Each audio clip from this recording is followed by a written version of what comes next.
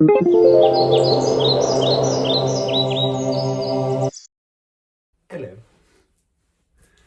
Um, this is Dr. Marcel Franco coming into you live from somewhere in America. Um, what are we talking about? I was not expecting the strong reaction. Whoa. To put it in context, I mean, I was a little nervous before posting the video. I had this like vibration, like this breeze in the air, this electricity like kind of flowing through me. It's similar to the feeling of some of my earlier videos, but like I've been posting some pretty challenging, difficult, and important things, and if, for whatever reason, this video seemed, or the last one seemed to have gotten your attention, or at least some of you. Um, was it that I moved? I don't think so. Maybe. The name change, the transgender stuff, the communist stuff. But I think, yeah, it was probably the transgender stuff. I mean, it came out in March, but I guess I said I had feelings. I could have gone either way. There was that video in July, but I guess this one was more of a, yeah. I mean, I may be again the first mainstream Syrian Jewish person to go on HRT as part of a transition process. So to publicly do so. So, yay. um, I mean, it's exciting. It's humbling. Just to put it in some context of what I'm exactly talking about.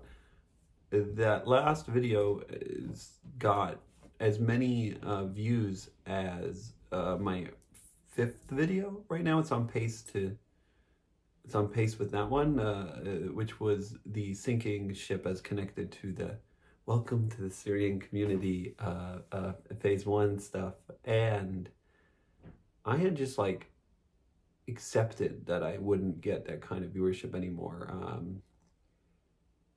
That the general consensus was just to not watch my videos, to not give in, not accidentally promote me, and to just let me die out in slow, quiet peace. And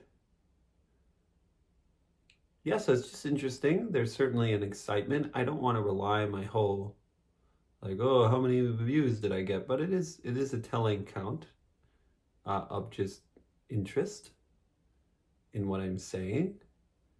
Um, it's certainly not even at the place yet in terms of subscribers that I would get any monetary value, but I think this is much bigger than monetary value. I'm very happy to do this content. It's very meaningful for me, and I hope, and not even hope, I know it's making an impact by just existing. So that's really exciting. Um, yeah, I exist. Um, and so yeah, what I don't want to do is fall into that like black. If you guys seen the recent Black Mirror episode of the guy who ends up like pulling out his teeth for money online on the internet, like I don't want to just change my name and go on hormones every week.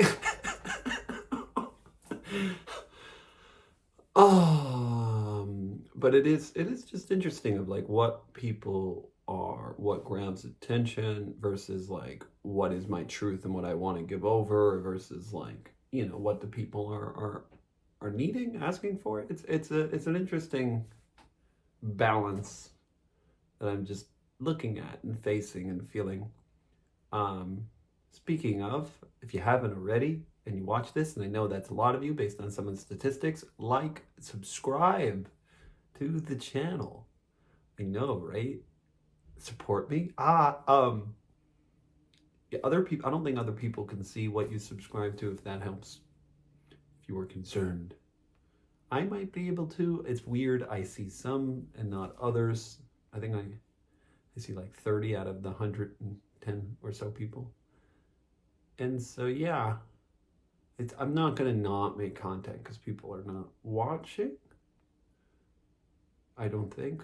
But I mean, this is bigger than just now. This is bigger than me.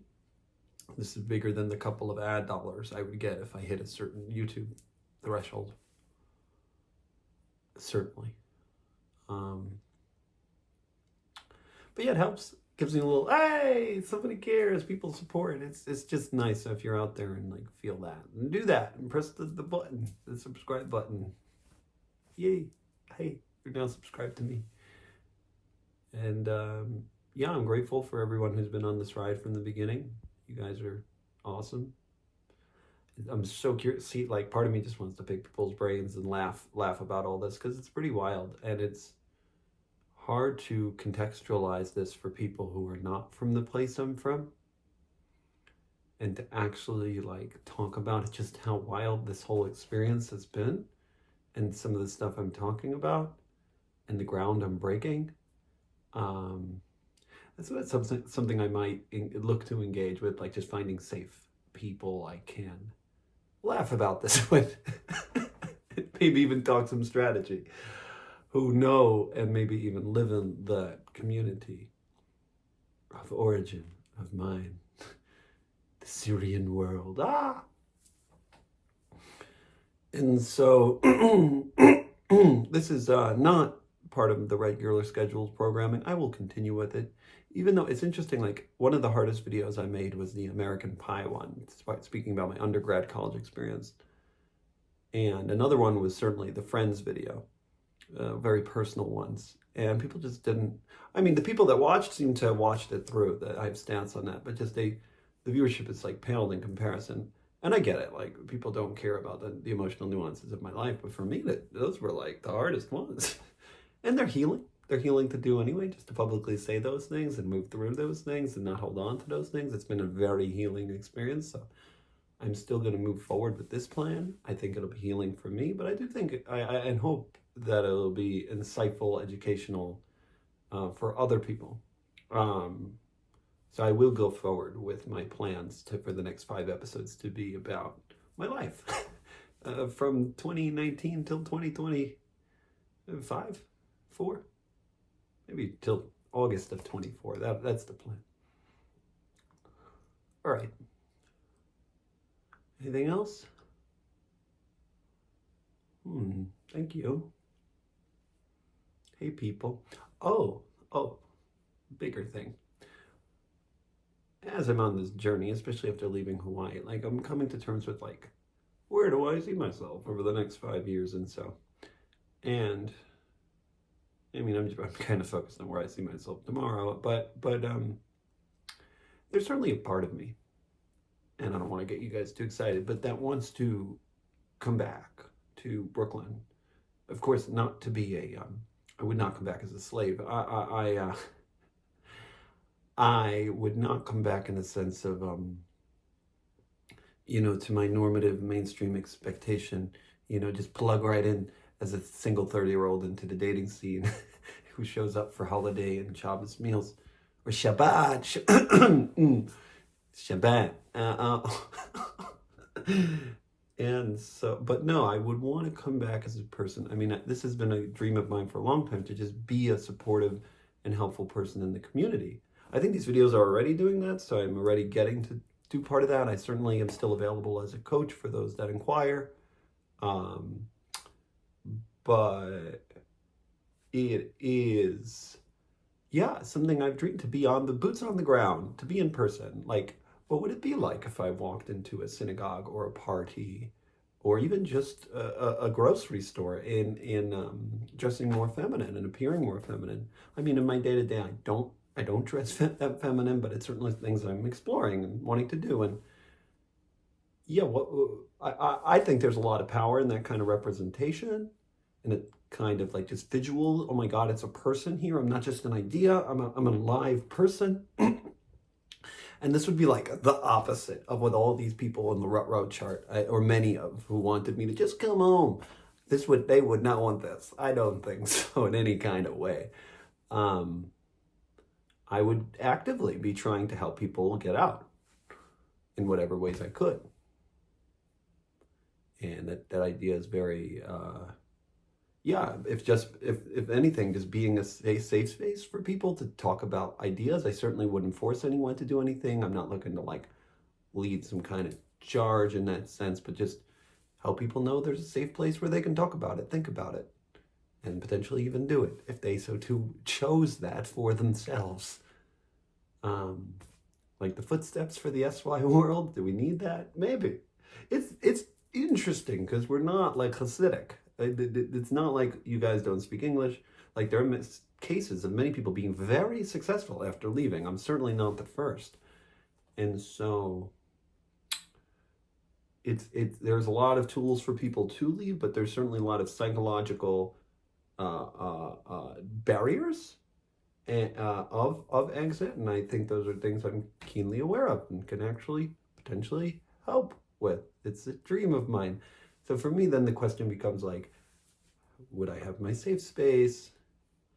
How would I do that? Is it something my heart wants to hold right now, especially as I'm in all my transition process? You know, I don't want to get anyone excited too soon. This could be years away, but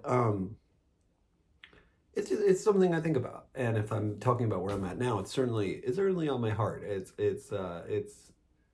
in some capacity it's been a dream of mine since I didn't like the safe and drug education I got in high school, and thought it could have been much more robust. And so now I'm like, oh wait, I don't like the enmeshed dynamics, and right, and so, or the whole system as a whole. I think it's really problematic and painful for many, and most, if not all, in certain ways. And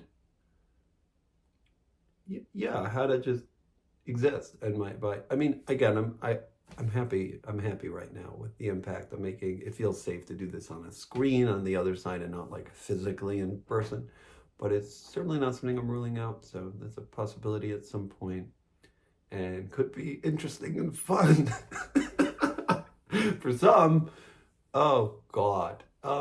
Yeah. Well, anyway, this has been Dr. Marcel, and I am signing off. See, thank you.